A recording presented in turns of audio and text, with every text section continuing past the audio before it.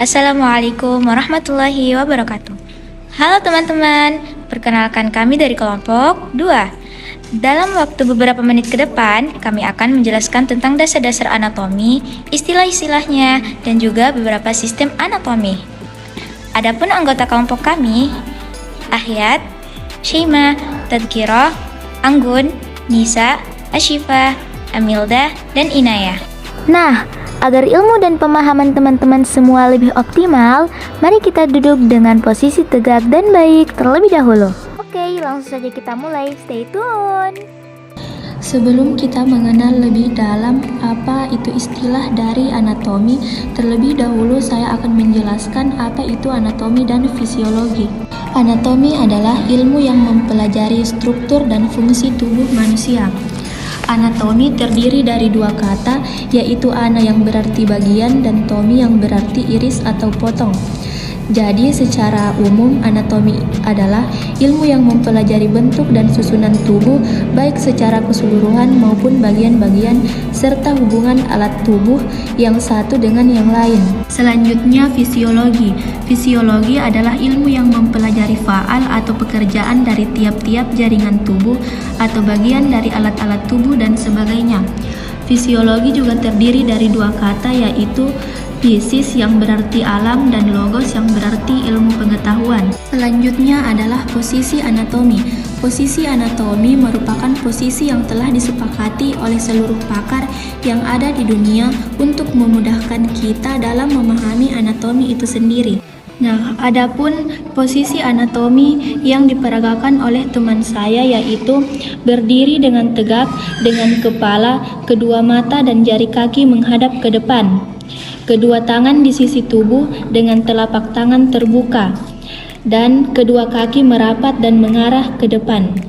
Selanjutnya ada istilah yang berhubungan dengan posisi, yaitu ada beberapa bidang tubuh yang berhubungan dengan posisi. Yang pertama ada bidang mid-sagittal, yaitu bidang vertikal yang melalui pertengahan tubuh. Di bidang ini akan membagi tubuh bagian kanan dan bagian kiri. Tubuh bagian kiri bisa disebut dengan destra dan tubuh bagian kiri bisa disebut sinistra. Yang kedua ada bidang paramedian, yaitu bidang vertikal yang terletak di samping dan sejajar dengan bidang mid-sagittal. Bidang ini dibagi menjadi dua, yaitu bidang medial dan lateral. Medial yaitu struktur tubuh yang terletak lebih dekat dengan struktur tubuh. Sedangkan lateral yaitu struktur tubuh yang terletak lebih jauh dengan struktur tubuh. Yang ketiga ada bidang koronal, yaitu bidang vertikal yang tegak lurus terhadap bidang mid-sagittal. Di bidang ini dibagi menjadi dua, yaitu anterior depan dan posterior belakang. Dan yang terakhir ada bidang horizontal atau transversal, yaitu bidang yang tegak lurus terhadap bidang mid-sagittal, koronal, dan paramedian. Di bidang ini dibagi menjadi dua juga, yaitu superior dan inferior. Superior itu bagian atas dan inferior bagian bawah. Nah, di sini ada beberapa istilah tambahan yang perlu diketahui dan dipahami, yakni pada daerah tangan. Jadi, di daerah tangan yang kita ketahui bahwa posisi anatomi itu seperti ini. Nah, bagian tangan atau di bagian telapak tangan ini, untuk mengganti bagian depannya, kita ketahui bagian depan itu dengan istilah anterior. Tetapi khusus untuk bagian tangan, bagian depannya itu dinamakan dengan palmar. Nah, kemudian untuk bagian belakang atau bagian posterior dari tangan dinamakan dengan istilah dorsal. Jadi di tangan ini ada sebuah pengecualian. Kemudian istilah selanjutnya adalah istilah relatif. Jarak relatif terbagi tiga. Yang pertama adalah terhadap pangkal ekstremitas. Nah, terdapat pada slide terhadap pangkal ekstremitas, dia terbagi menjadi dua. Ada proksimal, ada distal.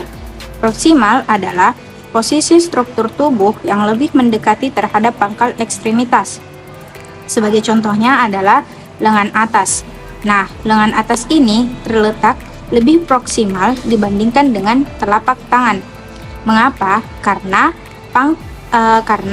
pangkal ekstremitas dari tangan adalah di bagian bahu. Kemudian selanjutnya distal. Distal adalah posisi struktur tubuh yang menjauhi pangkal ekstremitas. Contohnya adalah telapak tangan terletak lebih distal dibandingkan dengan atas. Kenapa? Karena telapak tangan lebih menjauhi daripada pangkal ekstremitas yang terletak di bagian bahu. Kemudian, jarak relatif yang kedua adalah terhadap permukaan tubuh. Terhadap permukaan tubuh terbagi menjadi dua, yaitu superficial dan profunda. Superficial adalah posisi daripada struktur tubuh yang terletak lebih dekat dengan permukaan, sedangkan profunda adalah posisi struktur tubuh yang terletak lebih jauh dibanding permukaan tubuh.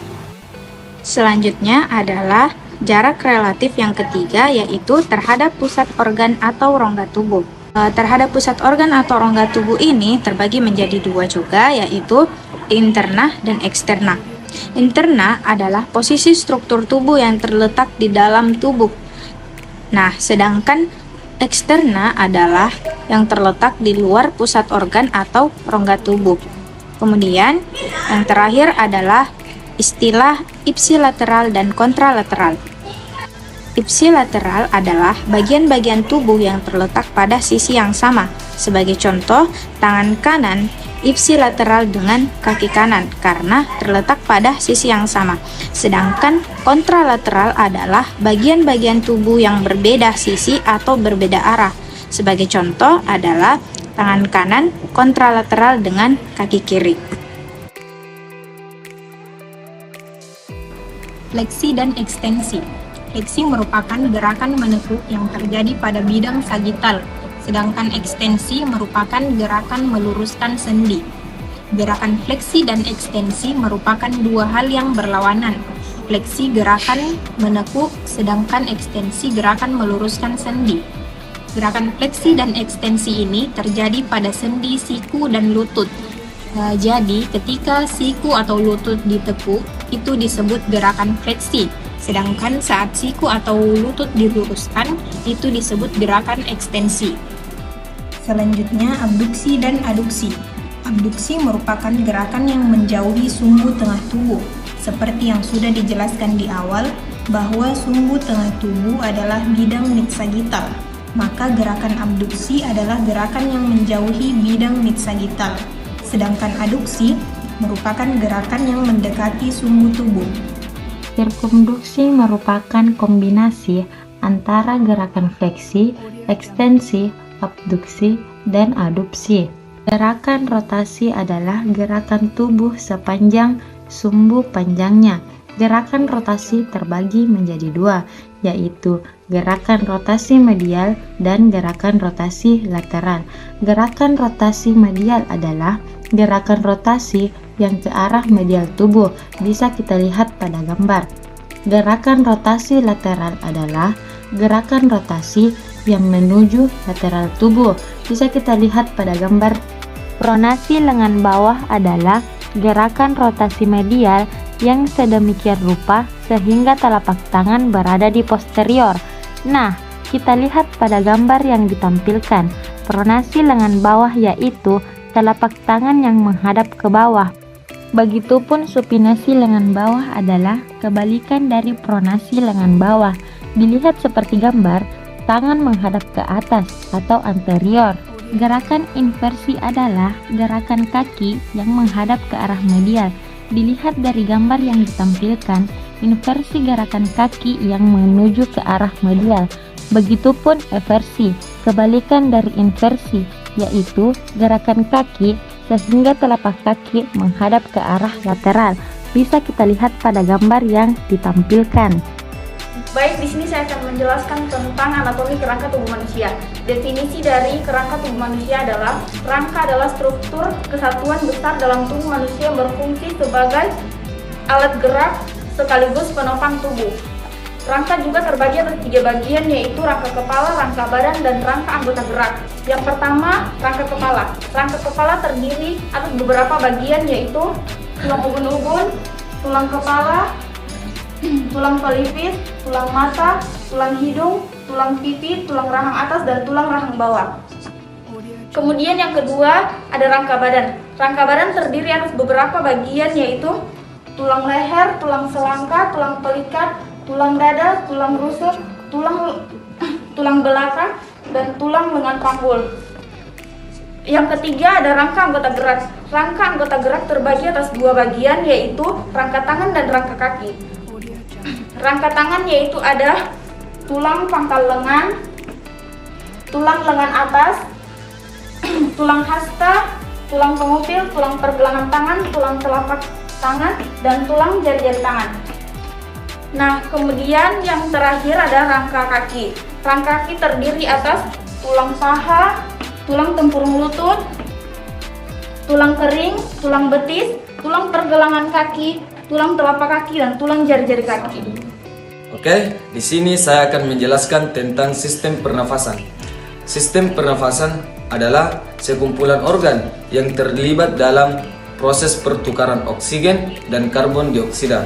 Kemudian sistem pernafasan ini memiliki bagian-bagian atau organ-organ yang digunakan, yaitu rongga hidung, rongga mulut, faring, laring, trakea, paru-paru, kemudian bronkiolus, bronkus, dan juga alveolus. Ya, selanjutnya sistem pencernaan. Sistem pencernaan pada manusia adalah proses yang dilakukan oleh sistem organ pencernaan untuk mengelola makanan agar dapat dihirup nutrisinya dan diubah menjadi energi. Kemudian sistem pencernaan ini juga memiliki organ-organ tubuh yang digunakan, yaitu mulut, kerongkongan, lambung, hati, pankreas, empedu, usus besar, usus halus, rektum, dan juga anus. Sistem kardiovaskular atau sistem peredaran darah merupakan organ sirkulasi darah yang terdiri dari pertamanya itu jantung, komponen darah, dan pembuluh darah yang berfungsi memberikan dan mengalirkan suplai oksigen dan nutrisi ke seluruh jaringan tubuh yang diperlukan dalam protein metabolisme tubuh.